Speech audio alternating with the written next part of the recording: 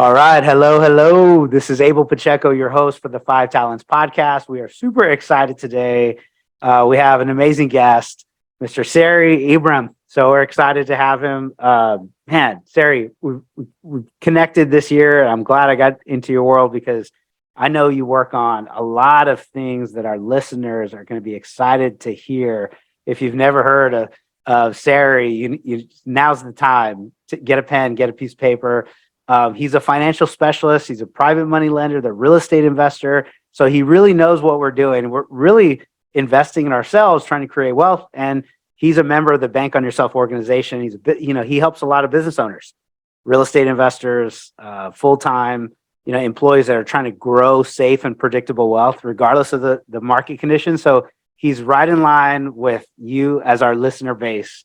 He's going to help give us some strategies, some ideas, some things to think through that are going to help augment and implement more success in our investing. So we're excited. Sarry, dude, in your own words, let me turn it over to you for at least an introduction. Thanks for coming too, by the way.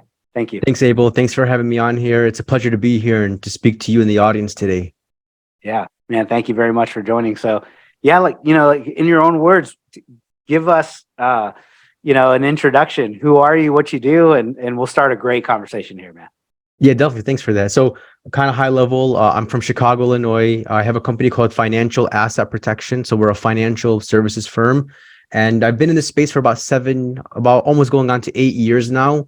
And I also have a podcast called Thinking Like a Bank. And that's kind of the brand I'm building, and kind of the concepts I want to share is really how can a business owner, how can a real estate investor kind of not necessarily stop, but more so move from thinking like a real estate investor or thinking like a small business owner to actually thinking like a bank, in the sense of saving money, protecting money, growing money with minimal work, saving on taxes, both now and in the future. So that's kind of the brand I want to build, and why I want to be on the podcast today, talk about some of those strategies. All right. Thinking Like a Bank. Well, that sounds like a great podcast, man. How many episodes have you recorded? How long have you been after it? So we started the podcast in March 2021. It's a weekly podcast, and we're launching episode 86 this week. It should go live. It goes live every Wednesday. So yeah, it's been really nice. We've done, of those 86 episodes, 85 of them have had guests on. I've only done one as a solo podcast. It was, believe it or not, it was really difficult. Like, it's completely different doing guest appearances like this versus like doing a solo episode, Oh yeah. Yeah. So yeah, I finally did the solo episode, and it turned out, based on what others told me, it turned out to be good. So check out that solo episode too, because it kind of just zooms into more of the actual concept we use, which I'm going to talk about. But yeah, we've had awesome guests on, and I think you're scheduled to be on our podcast coming up in the next few weeks. So looking forward for that. Yeah, man, I'm excited to come join you for a great conversation and check out another great resource for education on investing, right? So, thinking like a bank, right? That's even the mindset of investing.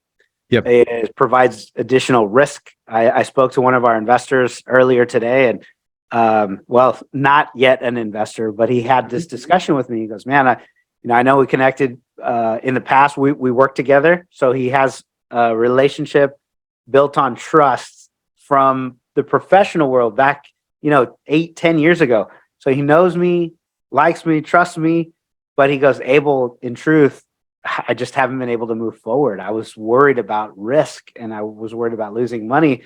And he goes, that's, a discussion with someone else, not you, but that's the hard part. And so investing is even one level, but then the next one is like thinking like a bank. Well, that's a whole different level, right? So even investors, that put their money out to go earn, maybe are not quite there yet. So let's start here, right? Sarry, Yeah. What does it mean? What does it mean to think like a bank? And, let's start here. Yeah, definitely. So it means to kind of take yourself away from the subject matter that you're dealing in. Look, if you own real estate, then the subject matter is real estate, right? If you are an attorney, then that's the subject matter, the law. If you are, you own a manufacturing company, you own a construction company, you have your subject matter expertise, right? That's the underlying part of your business. And I think that a big mistake is that we get too focused on the underlying part of the business, like the subject matter. and avoid like the financial thinking, the analytical side on the financial side, and that could ultimately hurt businesses. As a matter of fact, about like 85 to 90% of small businesses are not even suitable for exit. Like, so most businesses are not even able to really like sell off the business or turn that into a financial vehicle. And I think that's the problem, is that it's too focused on like creating this part of you, like a part of your identity, that you forget that you didn't create a business, you created a financial instrument, a tool that's going to make you money. And I know it kind of sounds a little bit like it's taking away from the passion of the business, right? But sometimes that passion, I think, could ultimately like not be in your favor. It could ultimately hurt you. So thinking like a bank is taking the financial parts of the business and really and making that the primary focus. Like, for example, how do we grow our reserves? How do we grow our revenue? How do we duplicate the business? How do we scale it? How can we position it for selling? How can we position it to borrow money, for it to be collateralized? How can we raise capital, bring on new investors, hire more employees, give them more benefits? Like, kind of taking those focuses, very similar to what large corporations have been doing for hundreds of years, even longer than that, just more on the focus of the financial side, rather than the underlying subject matter part of the business. Man, yeah, what a mouthful, right? And that it comes into a bigger paradigm shift. Yeah. So there's a lot going there, but it's the paradigm, changing from one way of thinking to another. I have a lot of friends that you mentioned, right? People that build businesses, and I have a lot of friends that set them up for exit. They build a company, they're trying to build something that's repeatable, scalable, and that can ultimately have an exit at some multiple way higher than it's valued today. And if you don't even have that mindset, then you're creating a job for yourself. Which is not, horribly bad if you need income. But if you're trying to sell it at some point or create valuable, business that you can exit and have a multiple, then you viewed it the wrong way even from the start, right? So, just even on that part, right? Do you see a lot of that, going, just even you're hitting on it? You see a lot of businesses that get started up in a way that's not, they're unable to exit? Yeah, definitely. It's because it starts with passion, right? It starts off with, this is something that they know that they want to discover. And then once they start bringing on clients, they start building their revenue, they get attached to that. They're like, well, I don't want to change, my, CRM. I don't want to change a lender. I don't want to change certain things, because they get attached to it. And it's like the saying, like, if it's not, broken, why fix it? That also can hold you back, that kind of mentality or kind of thinking, because you need to constantly constantly progress, constantly find different strategies, different things. And you've mentioned a couple of times, Abel, the word mindset. I think that's a huge part. About 80 to 90% of success is based off of mindset, based off of how you think about yourself, and in the case of your business, how you think about your business. And you're right. I actually I forgot her name. I interviewed somebody on my podcast who was an expert in exits, business exits. So you hire her, she comes into your business and positions it for exit, hopefully getting it to a higher EBITDA, higher multiple, finds a lender, connects you to SBA financing if needed, connects the buyer to SBA financing, or all the types of financing. So that's something that definitely, like, it's good to do that from the beginning, so that way you can ultimately go in that direction. And this is something why I like real estate a lot, because think about it this way from a real estate perspective. If you have, let's just say, 100-unit multifamily building, right? And let's just say, hypothetically speaking, 100% of them are occupied. If you own it, Able, right? And then you want to sell it to me, is that a hard transition? Like, not really, right? I just come in, I take over, and now I own those. So, but other businesses, it's much harder. Like, if you own a law firm, you're the face of that company. Your clients are dealing with you. To sell that to somebody else, it's going to be very tricky. And that the fact that it's going to be hard to sell to somebody else is going to affect the multiple you can sell it for. So maybe get into businesses or invest into businesses where you can see that multiple ahead of time, right? Where it's that transition, because the easier the transition, the more lucrative the sale is, or could be. Yeah, I love it. Yeah, that the beauty of real estate is, as Sarry's mentioning, is like, man, it can't be transferred easily from one to the other. And if they have no idea what's going on, they just hire a brand new property management team that comes in, and there's no need for Abel Pacheco to be there. Yeah, the exit or the multiple is way higher, and that's one of the best parts about our syndications that we're we're doing is we can sell it, right? Yeah. Yes. What I liked also, just hearing what you're saying, right, is you asked some questions. And let me pause here because Yeah. if you didn't catch it earlier, Sarry mentioned a few questions that are very valuable to our investors. So if you're listening right now, if you're an entrepreneur, if you're a business owner, if you are creating wealth by acquiring companies, buying companies, starting companies, and then ultimately trying to exit, get some capital, and then reinvest it, either with us in syndications or someplace else, the questions that you need to start asking yourself in those businesses are: how do you grow reserves? How do you grow revenue? How do you duplicate your business? How do you scale them? How can you position your business for selling so that ultimately, you can have a better multiple? How do you borrow money, on the business so you can, go and figure out a way to like leverage or collateralize it and those things? There's many multiple benefits. And that's what you need to be asking yourself. You're a business owner, entrepreneur on listening to our show right now to figure out how to do that. Those are all great questions, right? Mm. So, Sarry, thinking like a bank, maybe you can elaborate a little bit for those entrepreneurs that are here right now, whether they're real estate investors, syndicators, passive investors, like what are a couple of steps that I can do or take, like real tangible things to say, you know what, I need to go from here to there. What do I do? Where's the first place you take them? Yeah, definitely. Good question. Yeah. So to kind of take a step back, like, where did the name come from? Like thinking like a bank, right? So in my work, the things that I do, it involves like a banking method or banking system, right? It's a little different from conventional or traditional banking. It involves something similar to like infinite banking. I know a lot of real estate investors, especially real estate investors listening to this podcast, have heard at least one time in their career the terms infinite banking.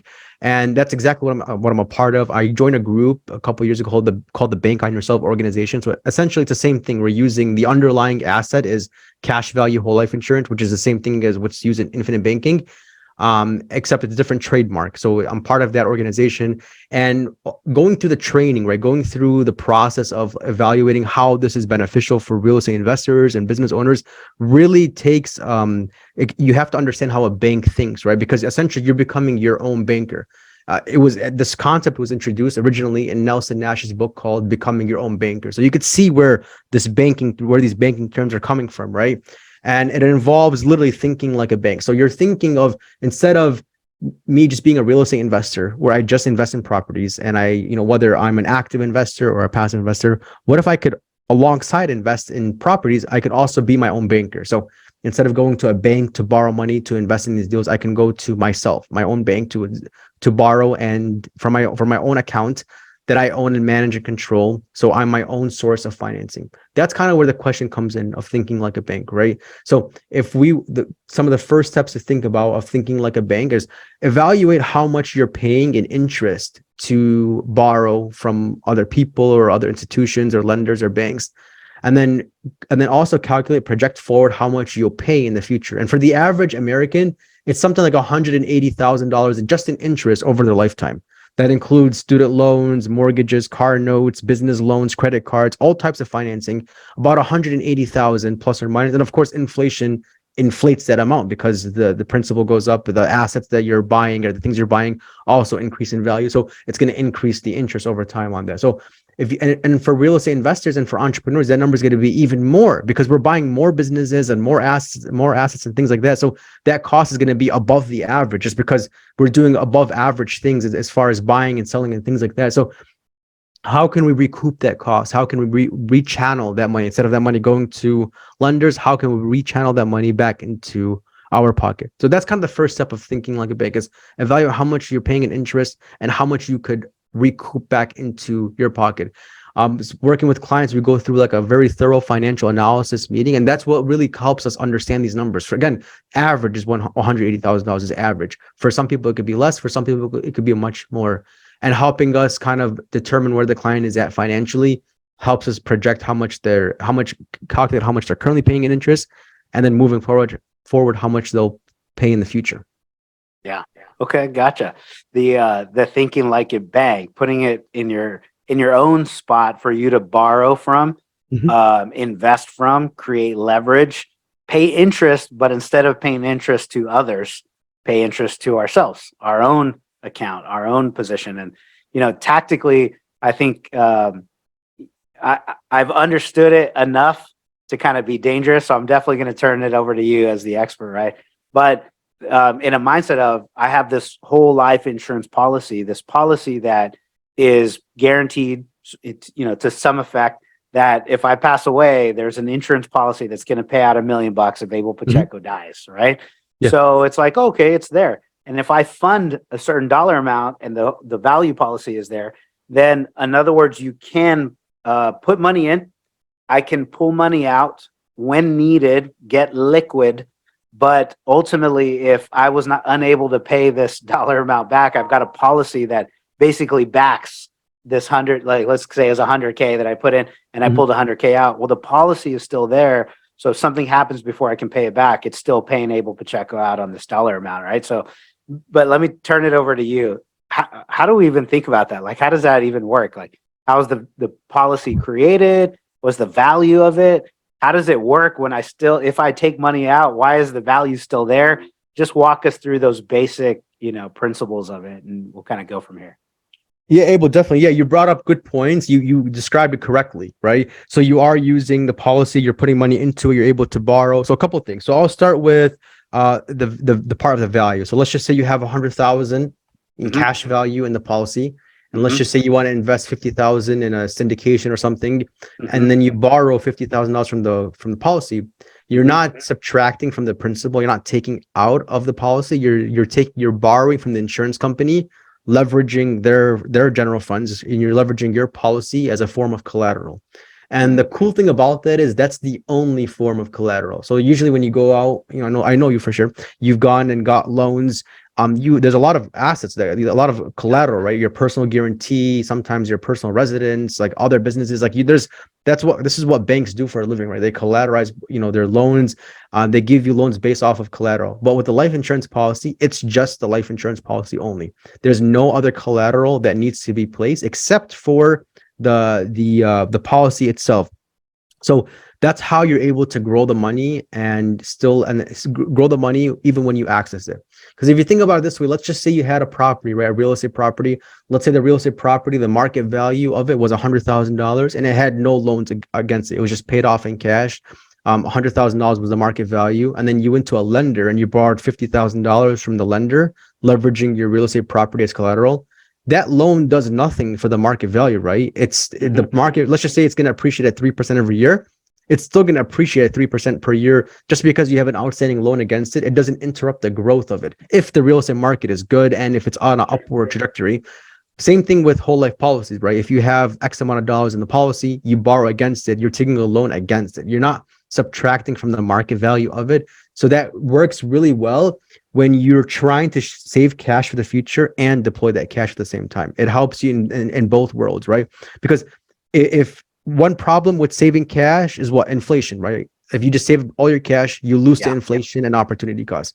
Yeah, but money right now, if you have capital, your money that you've saved in a bank account and it's just been sitting there, I mean, it may have the best opportunity to make 2 or 3% right now, maybe 4% with the federal, reserve moving interest rates up. But that's still, normally for the past however many years, you've been earning 0.5 point, 1 point, and inflation, even though you think its money is compounding at 3 or 4 or 5%, whatever it is now, your inflationary period is just eating away at the dollar. Your spending power is being reduced by 7, 8, 9. Who knows what that percentage is? So it's just your buying power of the 100K is being eroded, right? Yeah, it's like a silent tax, right? It's that money is losing value, like you said. So then what's the alternative? Do we just invest all the cash? I don't also think that's a good idea too, to just invest all your cash into properties. I love real estate. I am a real estate investor myself, but sometimes you don't have liquidity, right, for a few years. So you need other forms. So I think that using this strategy is good because it helps you with the cash element. The fact that you're able to borrow against the cash you have, the cash compounds, it keeps growing even when it's deployed. And you can invest into these deals, real estate deals or privately held businesses or stocks. If that's your thing, if you want to invest in stocks, you could do that as well. You could do anything you want with this money. So kind of gives you kind of the balance of both worlds, right? And I think that the both are important, right? It's important to grow cash, to have cash on hand, but obviously inflation is a big problem, especially 2022 going on to 2023, or we're in 2023 now. So that's a big problem too. So I think that it's a nice blend of both of those things, of growing cash and still being able to access it. And the only collateral you have is just the policy itself. So this won't affect you from getting other sources of lending if needed or if wanted. You can still get other sources of lending even when you've borrowed from the life insurance company using your life policy. In other words, it doesn't affect other financing. Yeah, that's great. Yeah, I have a number of investors. For those that maybe have never heard us, or this is their first podcast, maybe, which I think we have a lot of ongoing subscribers. But if this is your first time, what we do is we buy multifamily real estate. We buy them through a syndication or Regulation D 506 security. You get an exemption, and we're pooling investor capital and buying 100-unit plus multifamily apartment building, right? So 10, 15, $20 million, we raise $3 to 4 or $5 million, sometimes more on a deal. And that is comprised of investors that put 50, 100K at a minimum. Yes. Some of them put more, a couple $100,000, whatever, $1 million. And they're putting in, let's just say 100 to keep numbers easy. They put in 100K investment in a deal, and they want the capital to double. They want it to have at least, 16%. Sometimes they're okay with taking lower, 12, 13, 14, but everybody's trying to double their money in, 6 years or something, right? So we take 100, it goes to 200. But how long did it take an investor to save that seed up of 100, and where was it from the time that they started investing to the time that they created 100? And a lot of people have that in the bank, and a lot of investors that I work with, it's exactly the opposite. They have their money in a vehicle like this, where they have been saving in this whole life value policy, that it's 100K finally that's saved up there, and now they can pull from it. The policy goes on, and they're investing with us 100K. It's awesome. It's awesome. Yeah, exactly. And they could take it a step further, because if they did invest that 100,000, let's just say they could budget like $1,000 a month, that can go back into the policy. Now every month they could just put $1,000 back towards the loan only, just paying off the loan. And then as they're doing that, the policy keeps growing. So then, let's just say 2 years go by, they come across another deal now. Let's just say it's $50,000 based off the interest in the policy, the dividends, and their loan repayments all compounding together. Now they can go into another deal, another $50,000 deal, and you just keep paying $1,000 a month back into it. And then they reach, this point, and it's going to get stronger and stronger, the policy over time. So it's going to take you less time to pay the loan back off, because the insurance company is continuing to pay you interest and dividends on your money. So it helps slow down that period. Because if I take out, for example, if I have 100,000 in a checking account, and I go and I take out, let's just say, all the 100,000 out of the checking account, but let's just say I want to make a payback schedule with myself. I want to pay $1,000 back a month towards that checking account. It's going to take me 100 months, right, to get back to that point. But when you do that with a life policy, it's going to take you much less than 100 months, because the policy continues to keep growing and compounding. So it helps you get into deals and then other deals as well faster. That's awesome. Yeah, it's good stuff.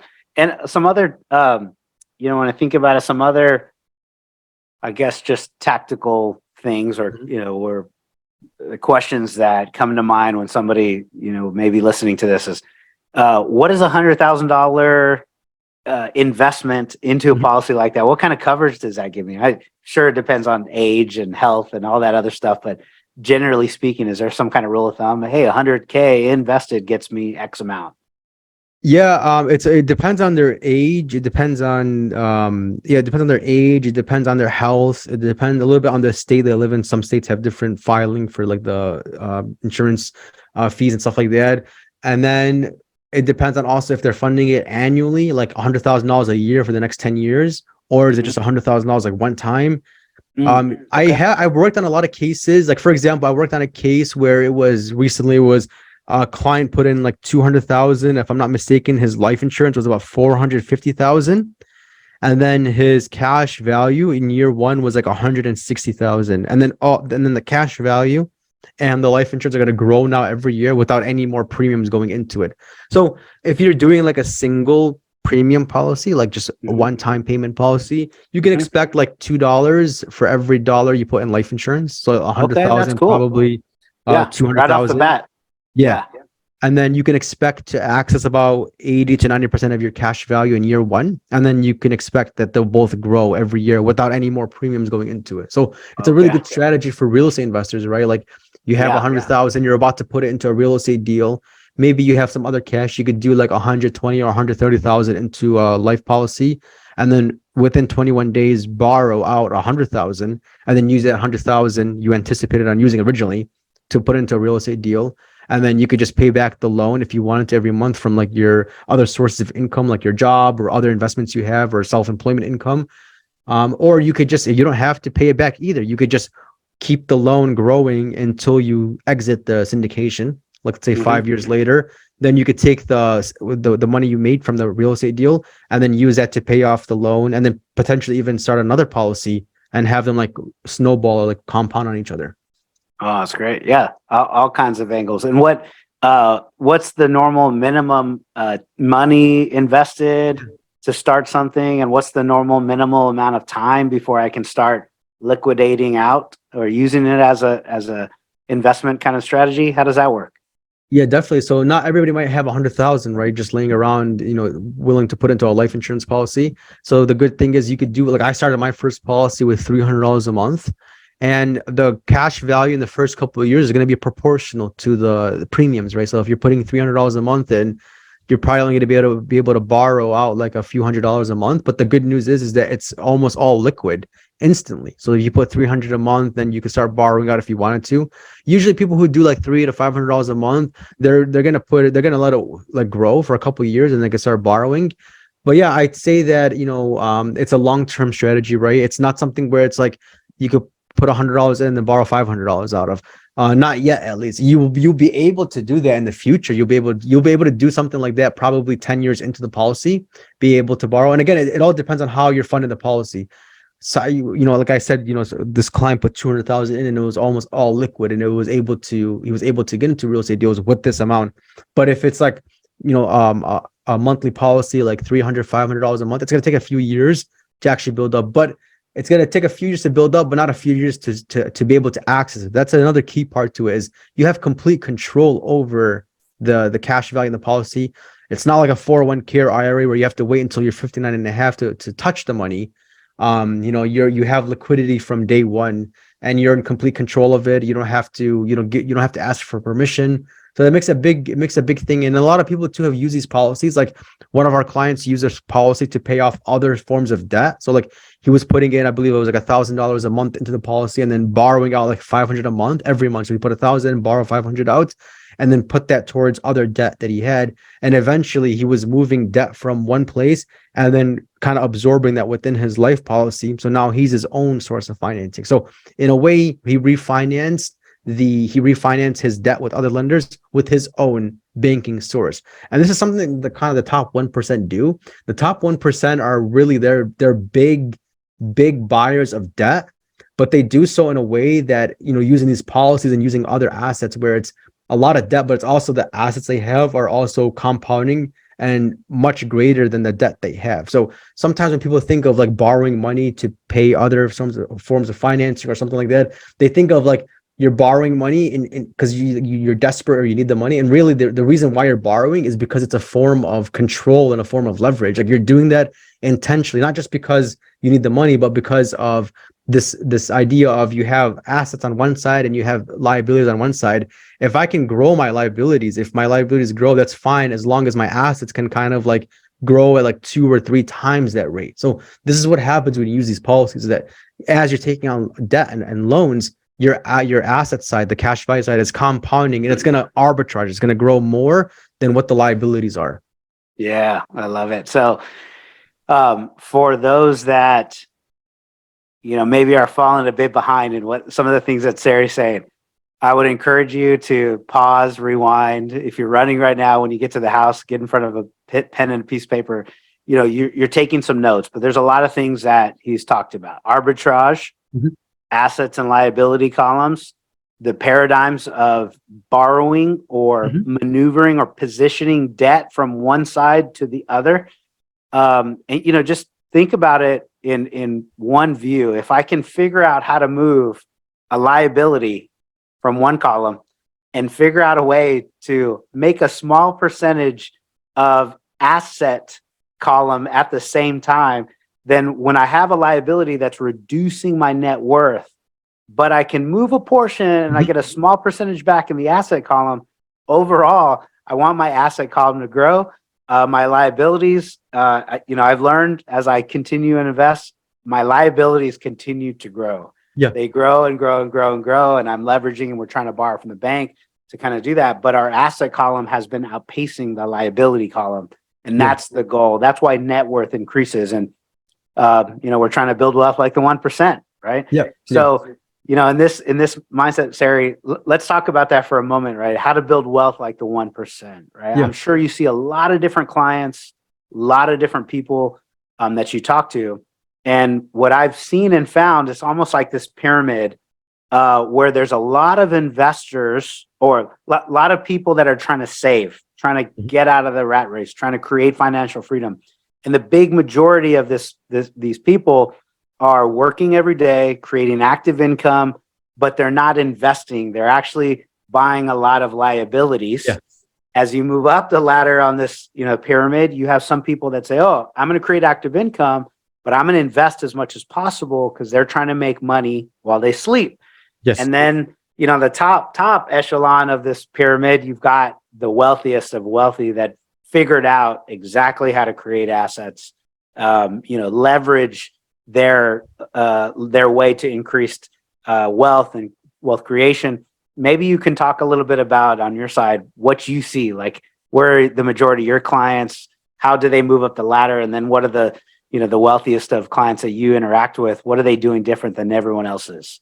Yeah, definitely. So to start at the bottom, like you're working, right? You're taking like your employment, like active income from your job, and then you're buying like liabilities, like nice cars, nice houses. Like I think a lot of people don't see the harm in that. It's not just because of what you're spending the money on. That's fine. Like spending $80,000 on a car, whatever. If that's what you want to do, if you want to live in a really nice area in a nice suburb, buy like $1 million house from your active income, that's fine. But the problem is that what's happening is you're creating these like handcuffs, right? So if you have all these nice things and you're using all your income to pay for these nice things, then what happens when you don't have a job anymore? How else are you going to pay for these nice things that you have? So that's kind of like the angle I think a lot of people don't see, is that like, it's not just about buying the thing, it's about your job and how you're able to afford these things. Because what's worse than a job that you don't like is also a job that you have to go to. So I've noticed from a lot of my wealthiest clients that the number one thing they measure and they think about and they're aiming for is for complete freedom. Freedom in the sense of where they live, and then freedom in the sense of what times they're working, what times they're waking up, what times they get to spend time with their family, what times they're pretty much doing everything. Everything, the more successful the client is, that I've noticed, the more successful they are, the more control they have over their time, and then vice versa. So the people who are making a lot of money in W-2 jobs but have a lot of liabilities, those are, in short words, least successful, I think. And again, this is subjective, right? Because people have their own definitions of success and financial freedom and goals and accomplishments. But it's really a measurement of time. Everybody has the same amount of time in a day, and everybody does not have the ability to roll that time from yesterday to tomorrow. So if you don't use an hour today, it's not like you can roll it into tomorrow. It's like it resets for everybody. So it's a really big thing. Whereas money could multiply. It could definitely roll into tomorrow. It could definitely roll into next year. It could definitely compound and grow. It could definitely be duplicated, replicated. So that's kind of the emphasis, right? Is time is far more important than money. And then also making your decisions around time tends to make you more money, right? So like if you're thinking of, back to how we started this conversation, like a lot of the successful business owners, they see something they're doing. Let's just say this task involves them, an hour a day. They take that task off and they hire somebody else to do it. And they're constantly doing that to the point where they just own the entity. They own the business. They're the president of the entity. They control the money that comes in and comes out of it, but they're not really in the day-to-day operations. They have somebody for clients. They have somebody for payroll. They have somebody for accounting. They have somebody for all these different things that they used to do. So I kind of got off track here, but it's the ability to, so it's the management of time, right? That's kind of the most important thing is the management of time.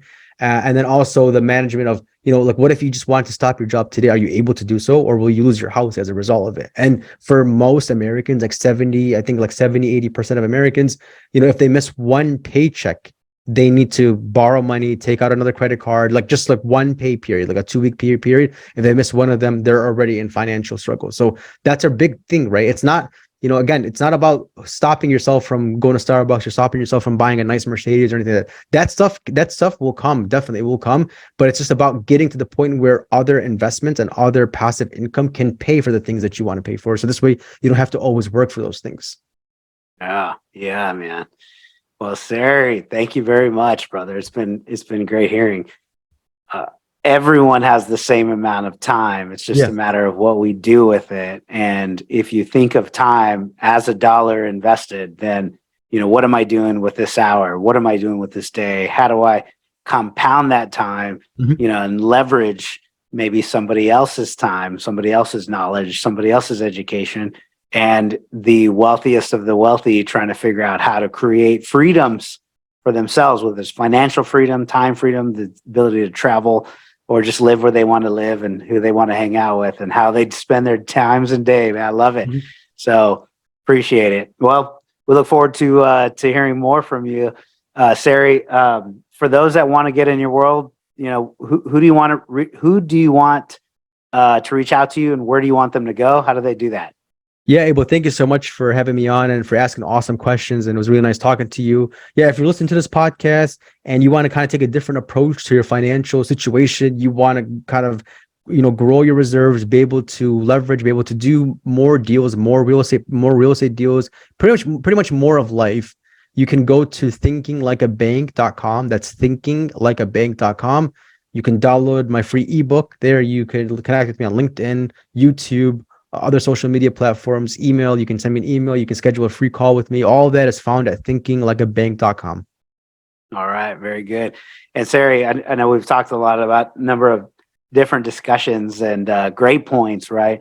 But is there anything else that, we didn't get to talk about? Something you were hoping I asked and we just didn't get to, or last opportunity to drop any of the last nuggets of wisdom on us? Yeah, thanks for that. Yeah, so just really briefly, I won't get into it, but just kind of high overview. There are a lot of tax benefits using the strategy. So that's another big part of thinking like a bank, is saving on taxes. So when you check out the ebook, we'll talk more about the tax part in the ebook. Well, great point. I'm glad you brought it up. Let's take a minute or two, man. Yeah. So the tax benefits, I forget about this stuff because I'm thinking like real estate. We buy real estate because we want depreciation. Yeah. Any investor of ours that's getting in our deals takes accelerated depreciation. We take bonus depreciation. We're trying to offset the biggest bill that we'll ever have in our lives, which is government taxes. So we're trying to reduce that. How do investors in this side reduce their taxes? What's the strategy here? Yeah, absolutely. So as you're funding the policy, it's very similar to a Roth, like a Roth IRA or Roth 401k. You're using after-tax dollars to fund the policy.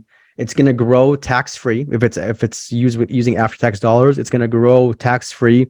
The loans are tax-free. The withdrawals are tax-free. You can use it for tax-free income. So it's all tax-free all around.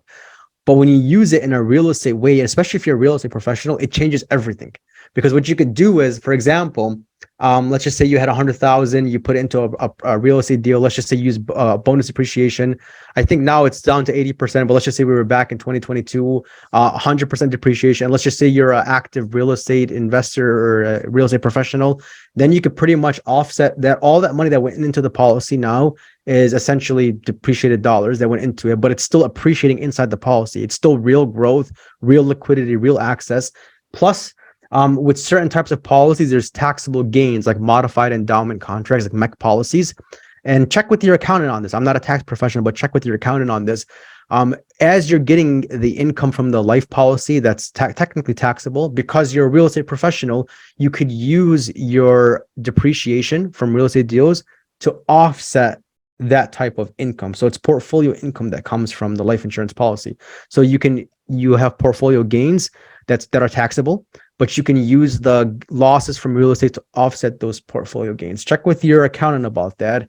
But I'm pretty sure that'll work for you if you're a real estate professional. So it changes everything. It makes it even better. It's really good. The strategy is really good if you're not a real estate professional, but if you are, it makes it even better. The real estate professional status. If you are not one or trying to figure out how to create one, Google that REPS status for real estate professional. There's a certain amount of rules, certain amount of hours you have to work, certain amount of active participation in real estate. If you are a high earner, which a lot of, business owners, entrepreneurs on this podcast are, maybe your significant other, if they're staying home, if they're not working, they really need to look into this real estate professional status. And then together with another strategy like this infinite banking is a fire way to put some money in, capital in, defer more of your gains. And ultimately we want to do that. Slow down or defer as much of our gains as possible, accelerate our losses. That's kind of the goal. Yeah. Accelerate your losses without actually losing money. Without actually losing money, like just paper, man. So that's great. Well, Sarry, thank you so much. We appreciate your time and look forward to, staying connected and helping a lot of investors here. Thank you. This is Abel Pacheco, your host for the Five Talents podcast. We know you got something from the show. So if you did, we would appreciate you subscribing, liking, leaving us a written review. Also go reach out to Sarry and his show, Thinking Like a Bank. Their podcast is amazing. I'm excited to join and be a guest there as well. So look forward to it. And thank you all for your time, effort, and energy. And thanks for staying with us. So talk to you soon.